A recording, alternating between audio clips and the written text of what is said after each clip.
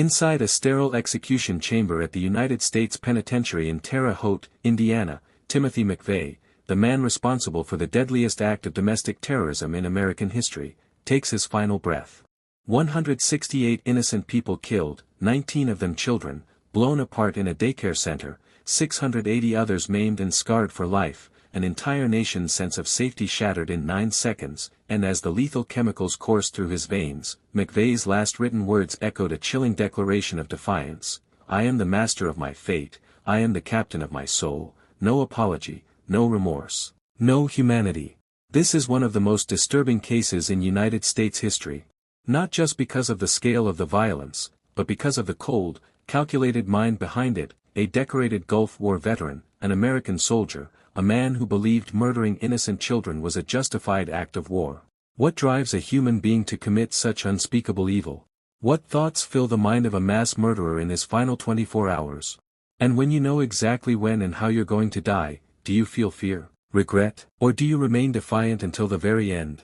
Kindly subscribe and turn on the notification bell never to miss our deep dive drops. And this is the complete story of Timothy McVeigh's final day alive, from his last moments of freedom to the execution that ended one of the darkest chapters in American history. And drop a comment below: do you believe the death penalty brings justice, or does it just create another death? Let's begin.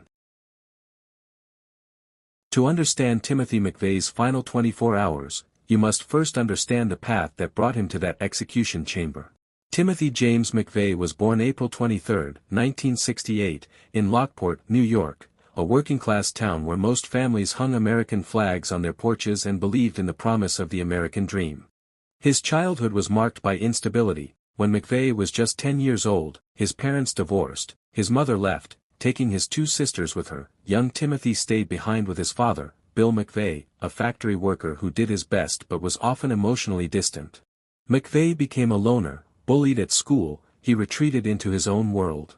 Finding solace in guns, survivalism, and increasingly radical political literature, by his teenage years, McVeigh had developed an obsession with firearms and government conspiracies. In May 1988, at age 20, McVeigh enlisted in the United States Army. For a while, the military gave him purpose and structure. He excelled in basic training and was eventually deployed to the Persian Gulf during Operation Desert Storm in 1991. McVeigh served with distinction. He earned a Bronze Star for his actions in combat as a gunner on a Bradley fighting vehicle. His fellow soldiers respected him. He was disciplined, skilled, and seemed destined for a successful military career. But after the war, something changed. McVeigh tried out for the elite Army Special Forces but failed the physical assessment, a devastating blow to his ego and his sense of identity. He left the military in December 1991, bitter and disillusioned. In civilian life, McVeigh drifted. He worked security jobs, attended gun shows, and began immersing himself in anti-government ideology. He devoured extremist literature, particularly the Turner Diaries, a violent racist novel about overthrowing the U.S. government through terrorism. 2 events would crystallize McVeigh's rage and set him on a path toward mass murder. Ruby Ridge, August 1992.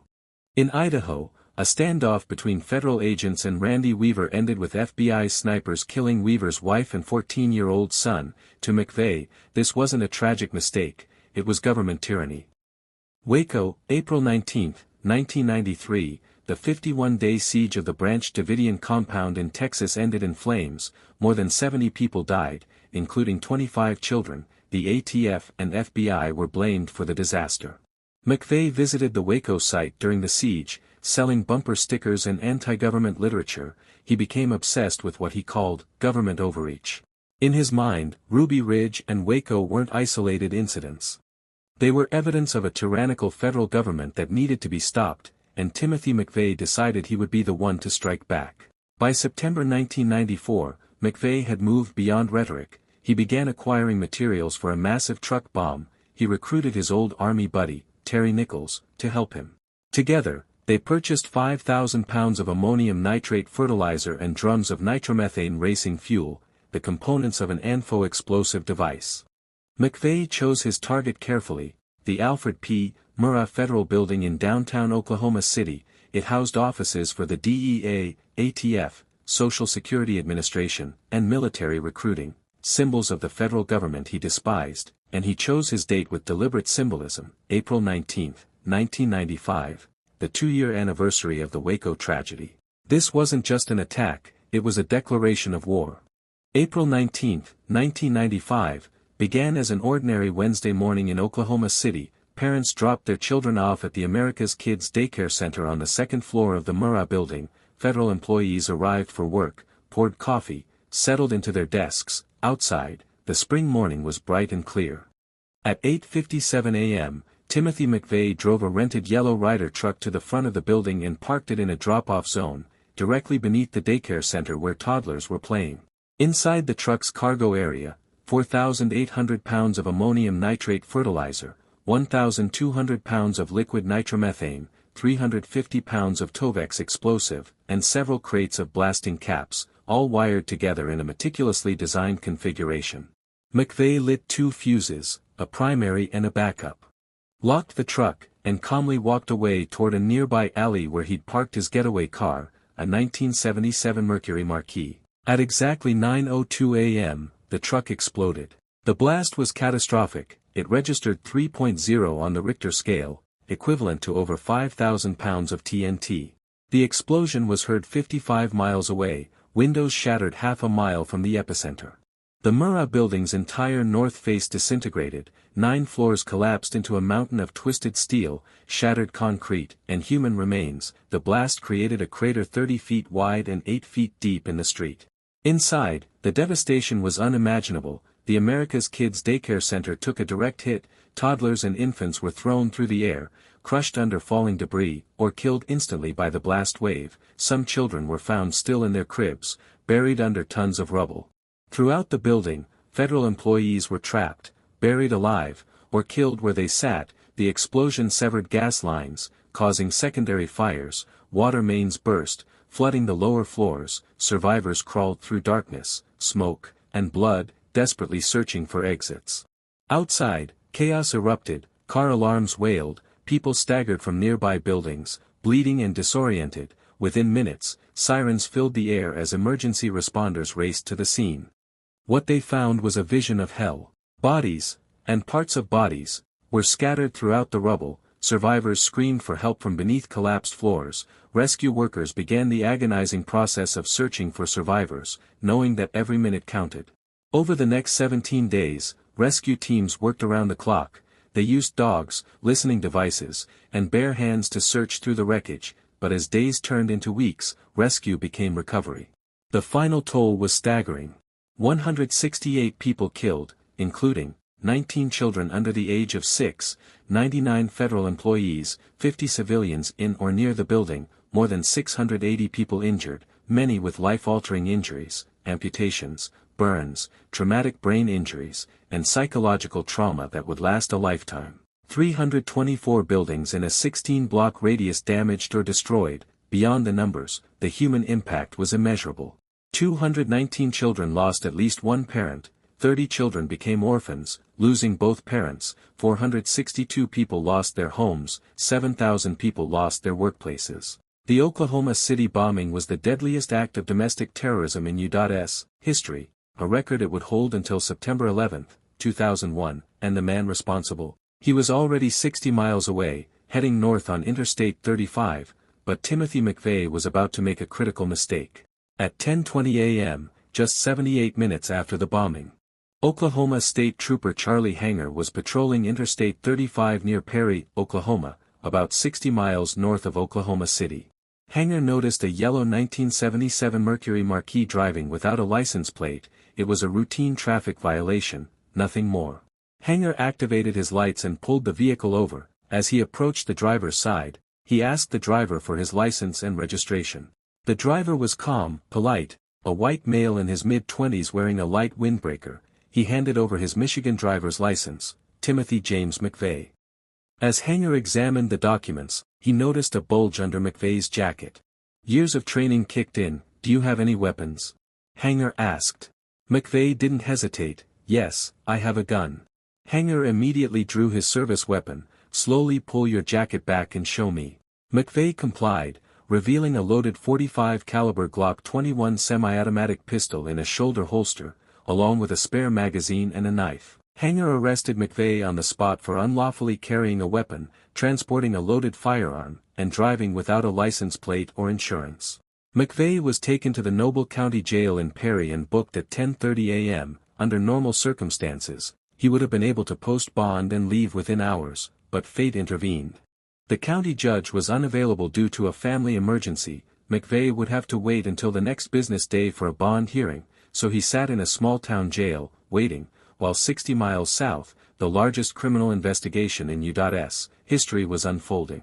Back at the bombing site, FBI investigators were sifting through the wreckage when they made a crucial discovery. The rear axle of the Ryder truck, blown 500 feet from the explosion site, stamped on the axle was a vehicle identification number, VIN. Within hours, the FBI traced the VIN to a Ryder rental agency in Junction City, Kansas. Agents interviewed the rental manager, Eldon Elliott, who remembered the customer clearly. The man had rented a 20-foot truck on April 17 under the name Robert Kling, but Elliott was certain it was a fake name. Working with a sketch artist, Elliott helped create a composite drawing of the man he knew as Robert Kling. Meanwhile, investigators interviewed staff at the Dreamland Motel in Junction City, where the same man had stayed in the days before the bombing. The motel register listed the name Timothy McVeigh, along with a Michigan address linked to Terry Nichols's brother James. The FBI immediately ran McVeigh's name through the National Crime Information Center, NCIC, database. A hit came back. Timothy James McVeigh was in custody in Perry, Oklahoma. Arrested 90 minutes after the bombing on a weapons charge. FBI agents raced to the Noble County Jail. McVeigh was scheduled to be released on bond in just minutes.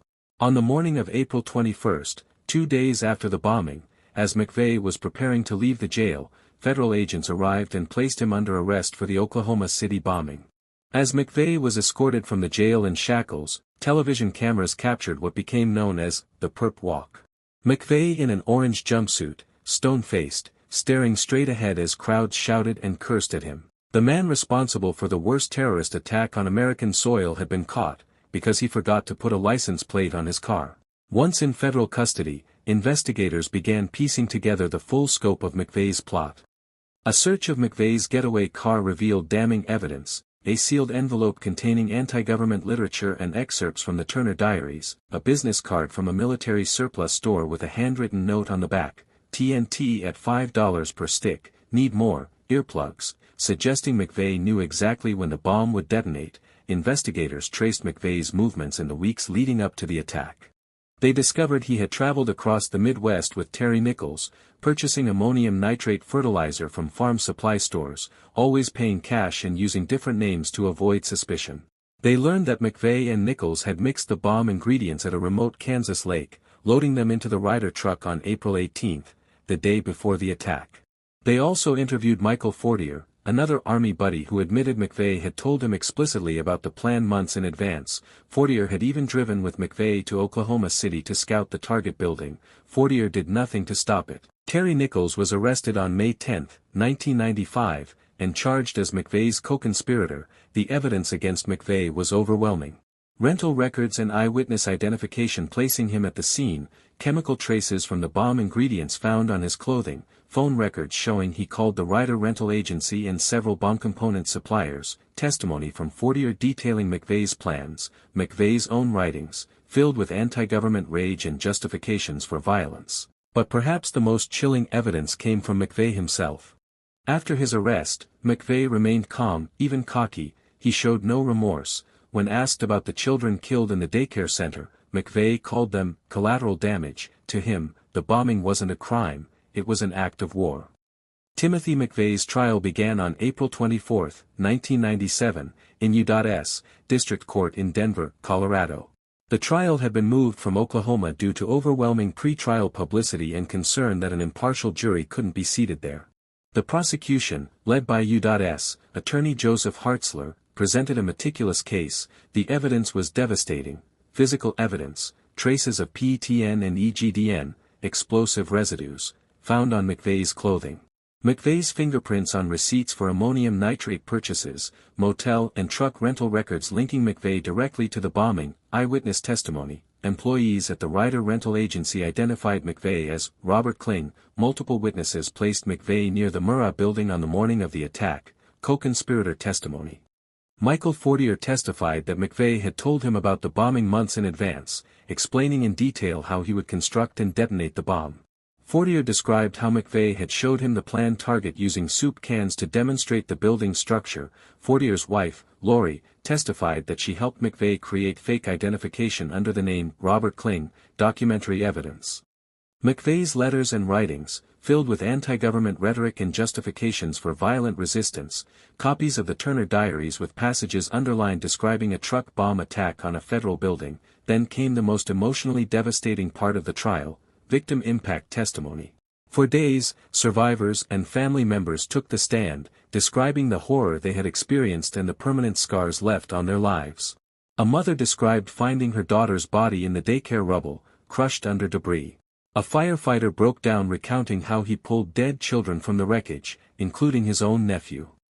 A survivor described the moment the bomb went off, the deafening roar, the sensation of being thrown through the air, waking up buried under concrete, unable to move, hearing screams all around. Throughout these testimonies, McVeigh sat stone-faced. He rarely made eye contact with witnesses, he showed no visible emotion, no tears, no remorse.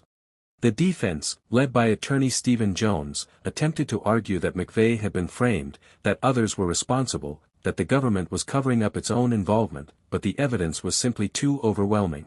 On June 2, 1997, after 23 hours of deliberation over 4 days, the jury returned its verdict, guilty on all 11 federal counts, including conspiracy to use a weapon of mass destruction, use of a weapon of mass destruction, destruction by explosives, 8 counts of first-degree murder, for the federal law enforcement officers killed in the blast. 11 days later, on June 13, the penalty phase concluded.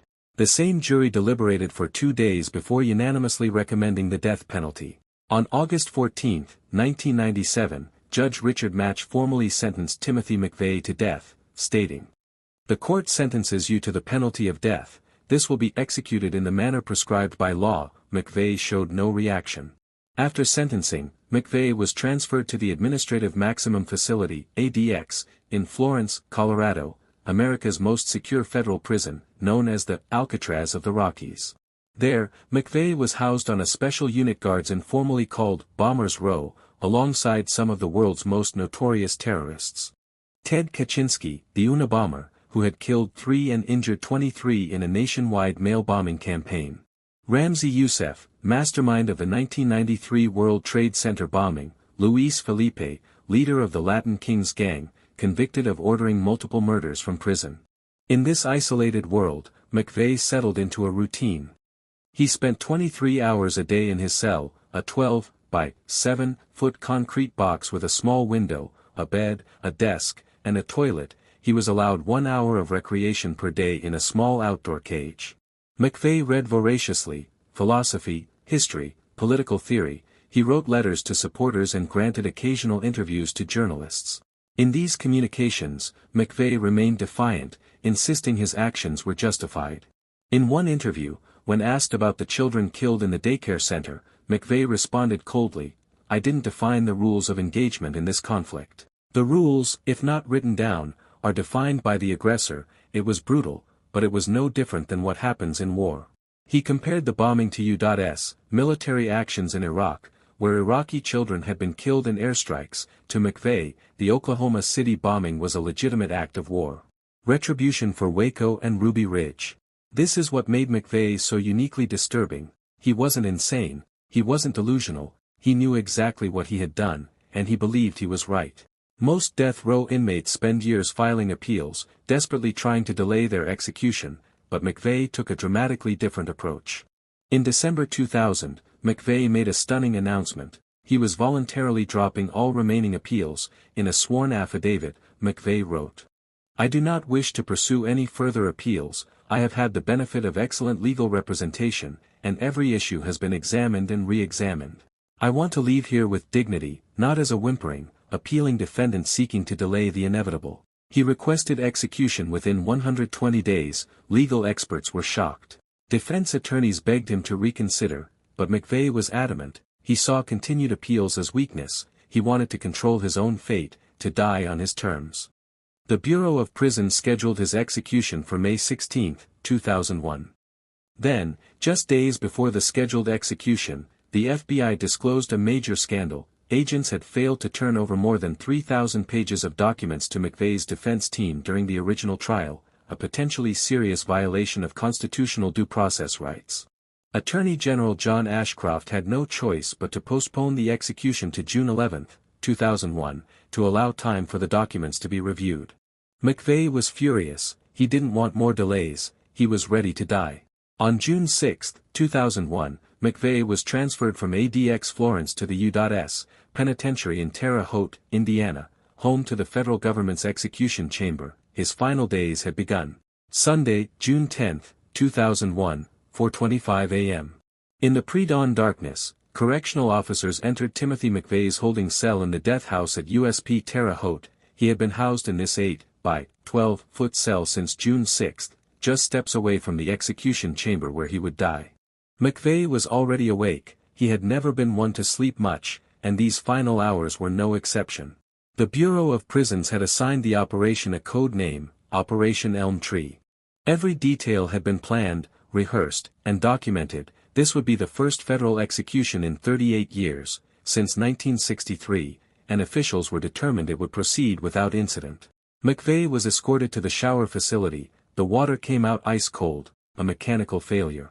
And McVeigh made a characteristically dark joke to the guard. This is cruel and unusual punishment.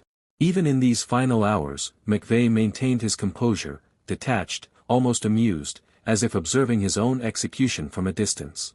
After showering, he was returned to his cell, where he spent the next several hours reading, writing, and watching television. Guards noted he spent significant time watching CNN's coverage of his impending execution. At times, he smiled. At times, he laughed quietly at something on screen. McVeigh was served a standard prison breakfast: scrambled eggs, oatmeal, toast, fruit, and milk. He ate slowly, methodically, a man who had always been disciplined about routine.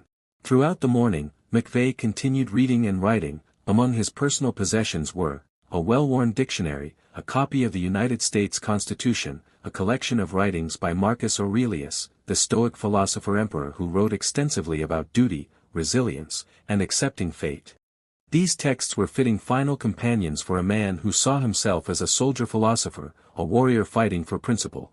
McVeigh met with his attorneys, Rob Nye and Nathan Chambers, for what would be their final legal consultation. They discussed the execution protocol, ensured all legal requirements were being met, and reviewed McVeigh's final arrangements.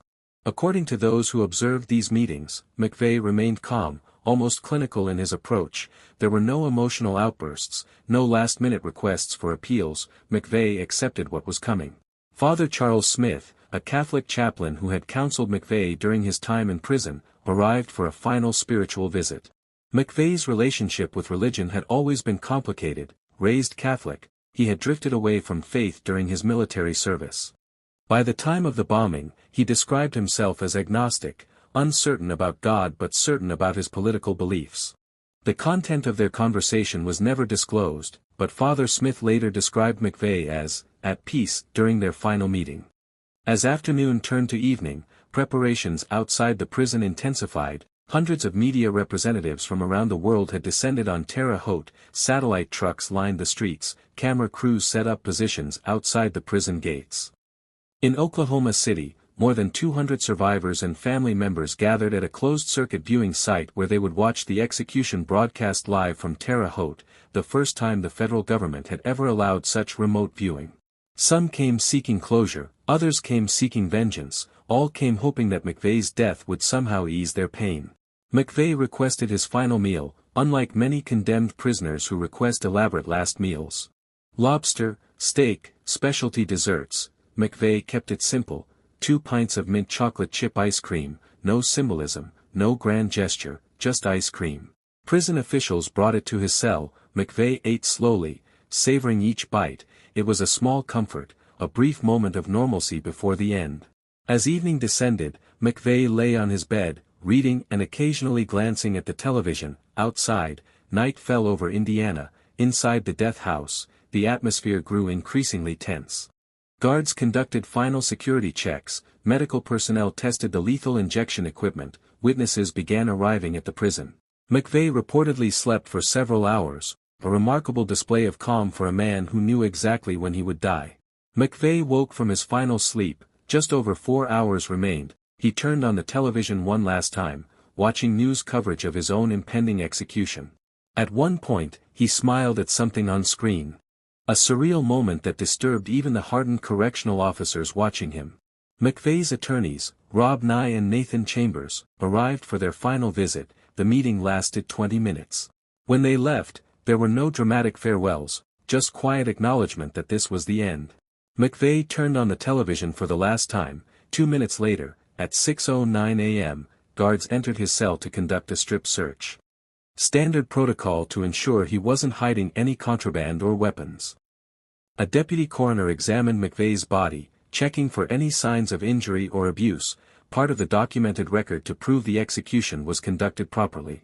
McVeigh was given fresh clothing, new underwear, socks, khaki pants, and a white t-shirt. He dressed slowly, methodically, maintaining the discipline that had defined his entire life. He was then offered the opportunity to sign a waiver refusing an autopsy. McVeigh signed without hesitation. Correctional officers placed McVeigh in full restraints, handcuffs, leg irons, and a waist chain. This would be his condition for the short walk to the execution chamber. Father Charles Smith returned to administer last rites, a Catholic ritual for the dying. McVeigh accepted the blessing, bowing his head as the priest made the sign of the cross. The warden entered McVeigh's holding cell and asked the formal question required by law, "Do you have any final words you wish to speak?" McVeigh declined to make a verbal statement. Instead, he had prepared a handwritten note, a copy of the 1875 poem Invictus by William Ernest Henley, a Victorian-era meditation on resilience and self-determination. The final lines read, "It matters not how straight the gate, how charged with punishments the scroll, I am the master of my fate, I am the captain of my soul." It was a final declaration of defiance, McVeigh's insistence that even in death, he remained in control. Guards escorted McVeigh from his holding cell toward the execution chamber. The walk was short, just a few dozen feet, but it marked the final threshold between life and death. McVeigh walked calmly, showing no visible fear. His expression remained neutral, almost blank. To observers, it was as if he were simply walking to another appointment. Timothy James McVeigh was led into the execution chamber at the United States Penitentiary in Terre Haute, Indiana. The room was small, clinical, and brightly lit. In the center stood the gurney, a padded table with leather restraints, medical equipment lined one wall, a telephone hung on another, a direct line to the Justice Department in case of last-minute reprieve. McVeigh was strapped to the gurney. Leather restraints secured his arms, legs, chest, and forehead. An intravenous line was inserted into his right leg. His arms had been ruled out due to poor vein access from his years as a soldier. The curtains separating the execution chamber from the witness rooms were opened. 3 separate groups of witnesses filed in. Media representatives in one room, McVeigh's designated witnesses, his attorneys and a friend, in another, 10 survivors and family members of victims seated in a third viewing area. Additionally, more than 200 survivors and family members were watching via closed-circuit television from the Federal Aviation Administration building in Oklahoma City. An unprecedented arrangement approved specifically for this execution. As the curtains opened, McVeigh turned his head and made deliberate eye contact with each group of witnesses, first his own witnesses, then the media, and finally, the survivors and victims' families. His eyes remained open, his expression remained blank, defiant, composed, showing no emotion. The warden gave the signal. A medical technician in an adjoining room, hidden from view, began administering the lethal injection through the foreline. The execution protocol called for a 3-drug sequence. First, sodium thiopental, a powerful sedative designed to render the condemned person unconscious within seconds. McVeigh's eyes remained open for several seconds, then slowly closed. His breathing became shallow. Second, pancuronium bromide, a paralytic agent that stops all muscle movement, including the diaphragm, causing respiratory arrest. McVeigh's chest stopped moving, his body went completely still. Third, potassium chloride, a chemical that stops the heart. Within minutes, McVeigh's skin began to pale, the heart monitor flatlined. At 7:14 a.m. Central Time, June 11, 2001, prison officials pronounced Timothy James McVeigh dead. He was 33 years old. The execution had taken less than 5 minutes. Outside the prison, news of McVeigh's death spread instantly. Television networks interrupted regular programming, newspapers rushed to print special editions. In Oklahoma City, reactions were mixed. Some survivors and family members felt a sense of closure, a feeling that justice had finally been served after 6 long years of grief and anger. Others felt nothing, no relief, no satisfaction, just emptiness. One mother who lost her daughter in the bombing said simply, "This doesn't bring her back." Still others opposed the execution on principle, believing that taking another life, even McVeigh's, diminished us all. McVeigh's body was cremated, his ashes were scattered at an undisclosed location. There would be no grave, no memorial, no public place where his supporters could gather. His legacy would live on only in memory, and in the permanent scars he left on the American psyche. So here's what I want you to think about. Timothy McVeigh showed no remorse, no guilt, no recognition of the humanity he destroyed. He died believing he was a patriot, a soldier who struck a blow against tyranny, but was he? Or was he simply a coward who murdered innocent people, including 19 children, and then hid behind ideology to justify his actions? Does executing someone like McVeigh bring justice? Or does it just perpetuate a cycle of violence? Some survivors said his execution gave them closure, others said it changed nothing. Their loved ones were still gone, and now another person was dead. There are no easy answers. What I do know is this. McVeigh wanted to be remembered as a hero, a martyr for a cause, but history will remember him for what he truly was, a mass murderer who killed 168 innocent people and never once had the courage to admit he was wrong. If this story affected you, I need you to do 3 things: hit the like button, subscribe and turn on notifications. We investigate the darkest, most disturbing true crime cases every week, going deeper than anyone else. Drop a comment below and tell me. Do you think Timothy McVeigh got what he deserved? Or should he have spent life in prison instead? I read every single comment, and your perspective matters. Thanks for watching. I'll see you in the next one.